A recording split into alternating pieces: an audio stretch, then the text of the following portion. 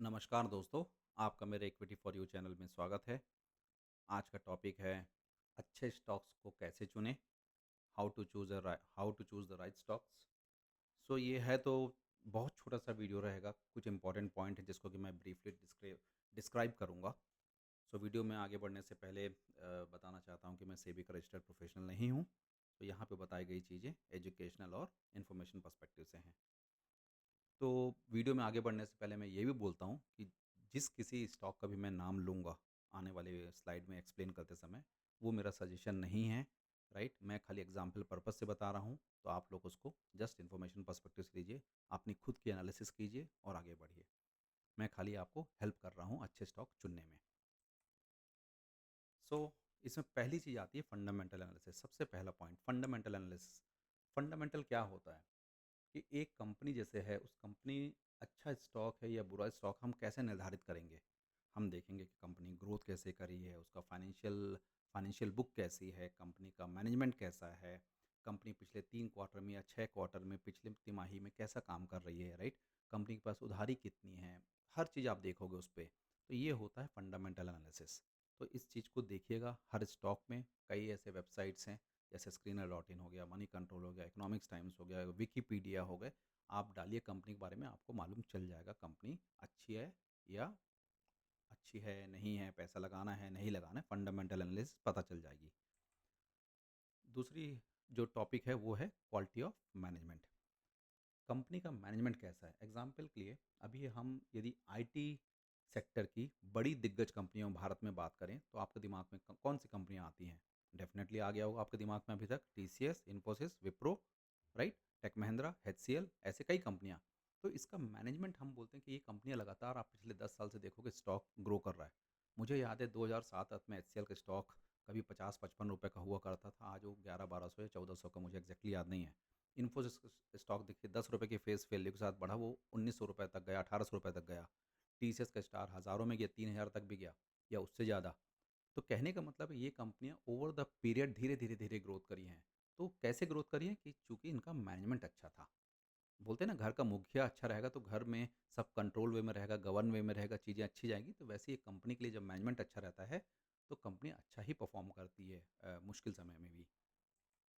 तीसरा industry performance. Industry क्या है, जैसे कि मैं आईटी का ही एग्जांपल दूंगा, मेरे लिए इजी रहेगा समझाना।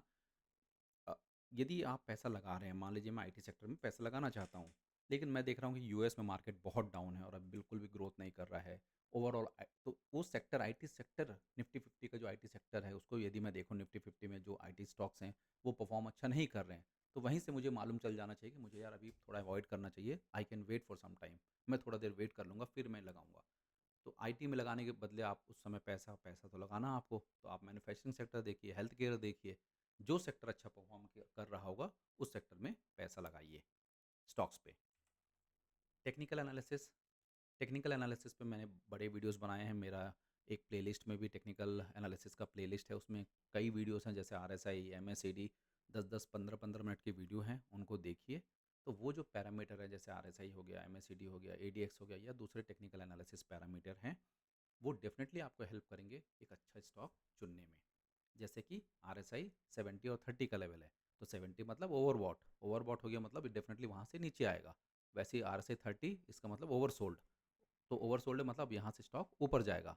तो ये पैरामीटर्स हैं जो कि जस्ट एग्जाम्पल पर्सपेक्टिव से बता रहा हूँ, ऐसे कई कॉम्बिनेशन में भी आप यूज़ कर सकते हो एक स्टॉक को अच्छा है कि नहीं आइडेंटिफाई करने में। डेप्ट टू इक्विटी रेशियो। कंपनी की उधारी कम होनी चाहिए। राइट, आमदनी अठन्नी खर्चा रुपया, ऐसी कंपनी तो नहीं चलेगी। तो आप सोचिए, एक बहुत बड़ी कंपनी है, 1000 करोड़ कमा रही है, या 10,000 करोड़ की कंपनी है, उसके लिए कुछ 200 करोड़ का उधारी या 500 करोड़ की उधारी बड़ी बात नहीं है, क्योंकि उनके एसेट इतने होंगे कि वो उधारी को पटा सकते हैं मुश्किल समय में। लेकिन ऐसा नहीं होना चाहिए कि कंपनी 300 करोड़ की है और उधारी उसकी 200 करोड़ की है, तो वो अच्छी बात नहीं है। तो ये तो बेसिक फाइनेंशियल कैलकुलेशन है जो कि कोई भी कर सकता है, तो आप समझ सकते हैं वो स्टॉक अच्छा है या नहीं है। Volume and liquidity. Share market में हम जब बोलते हैं आज मार्केट बहुत ऊपर है, मार्केट बहुत डाउन है, तो डेफिनेटली है कई लोग, राइट, ट्रेड्स, मतलब कई ट्रेडर्स ने, जैसे मैं स्टॉक खरीदता हूँ बेचता हूँ, मैं भी ट्रेडर हूँ। तो वैसे बल्क में लोग खरीदते हैं, बल्क में बेचते हैं, क्वांटिटी आपको किसी की शेयर की 1000 लेते हो, किसी की 10,000, किसी की लाख पैसा, जिसके पास जैसा पैसा वैसा खरीदता है। तो इस स्पेसिफिक स्टॉक में यदि कोई पैसा लगा रहा है, खरीद रहा है, बेच रहा है, तो वॉल्यूम उसकी लिक्विडिटी अच्छी रहेगी। लेकिन किसी स्टॉक पे वॉल्यूम और लिक्विडिटी बहुत कम है, मतलब उस पे पैसा लगाने से बचना चाहिए। ड्यू टू एनी सर्कमस्टेंसेस लोग अभी उस शेयर से अवॉइड कर रहे हैं बढ़ पैसा लगाने में। अगला स्टॉक है मार्केट पोजीशन। मार्केट पोजीशन कैसी है? जैसे मैं आईटी का ही एग्जांपल फिर से लूँगा। यदि मैं आईटी सेक्टर कंपनी की बात करता हूँ, तो कौन सी कंपनी अच्छी है? आप बोलते हो यार टीसीएस अच्छी है, इन्फोसिस अच्छी है, कोई बोलता है टेक महिंद्रा, कोई बोलता है विप्रो। क्यों? क्योंकि आपको बाय डिफ़ॉल्ट उनकी मार्केट की छाप ऐसी है उन कंपनियों की कि वो एक नॉर्मल जो कोई भारत में एक 80% लोगों को, जो युवा लोग होंगे, उनको सबको मालूम है आईटी में 5-6 दिग्गज कंपनियां हैं भारत में, और दूसरी भी हैं जो इनसे अच्छा कर रही होंगी, लेकिन इनकी मार्केट पोजीशन ऐसी है। तो मार्केट पोजीशन कैसे बनाते हैं? इससे not only say brand name, तुम्हारा मैनेजमेंट का, तुम्हारी फाइनेंशियल शीट, तुम्हारी बैलेंस शीट, हर चीज़। तो होता क्या है, मान लीजिए इन्फोसिस का कोई क्वार्टर रिजल्ट किसी क्वार्टर का खराब आया, लेकिन ऐसा नहीं है कि खराब आए तो वो स्टॉक पूरा गिर जाएगा। लोग बोलते नहीं यार इसका मैनेजमेंट अच्छा है और फिर ये कंपनी अगले क्वार्टर में अच्छा करेगी, राइट? तो मार्केट पोजीशन वैसे बनती है, ब्रांड नेम से बनती है। और मतलब हर चीज़, जैसे डेब्ट टू इक्विटी हो गया, या क्वालिटी मैनेजमेंट हो गया, फंडामेंटल एनालिसिस हो गया, या इंडस्ट्री परफॉर्मेंस में वो कैसा किस लेवल पे खड़ी है, हर चीज़ पे आप देख के मार्केट पोजीशन का पता लगा सकते हैं। डिविडेंड हिस्ट्री, यदि कोई कंपनी का मैनेजमेंट अपने शेयर धारकों को डिविडेंड देता है, यदि वो 10 रुपये कमा रहा है और आपको 50 पैसे दे रहा है पर शेयर के, या 1 रुपये दे रहा है पर शेयर के, इसका मतलब है कंपनी अच्छी है। 100 रुपये पे हो सकता है कोई 25 पैसे दे रहा हो, कोई 50 पैसे दे रहा हो।